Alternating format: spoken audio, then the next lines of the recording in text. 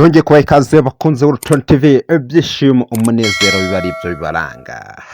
Ubu ngubu none bamwita Mbonyi cyaka Israel, akaba ari umuhanzi umenyerewe muri gospel nyarwanda ndetse na mukobwa umenyerewe Miss Nishimwe Naomi. Kuri ngubu byashyushye cyane, haravugwa urukundo hagati yabo. Reka ubanze urebe iyi video mbere yuko ngira icyo mvuga, banza ukurikirane iyi video.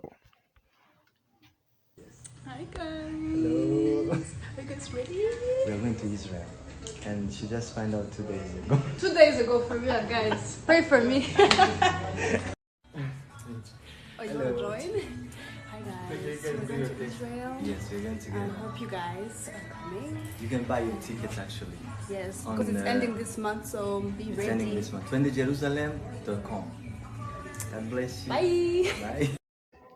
Nyuma yaho rero basore iyi video ubona ko bari bishimye barimo bararirimba, abantu benshi bakomeje kwibaza cyane niba baba bari mu rukundo. Rero ibi bintu byagiye bicishikana ku mbuga nkoranyambaga, niba abantu bibaza niba bari mu rukundo cyangwa se niba ari ibintu bisanzwe.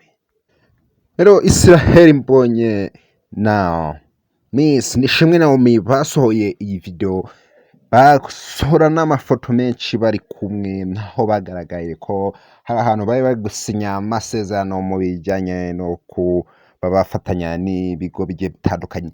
Abantu benshi rero bakomeje kwibaza niba bari mu rukundo. Ibi rero n'ibindi byose turimo kwibaza hano kuri Rukundo TV, turi kugenda tubigucukumburira tukazaba tuza kugezaho inkuru irambuye ikubwira ibi byinshi inyuma.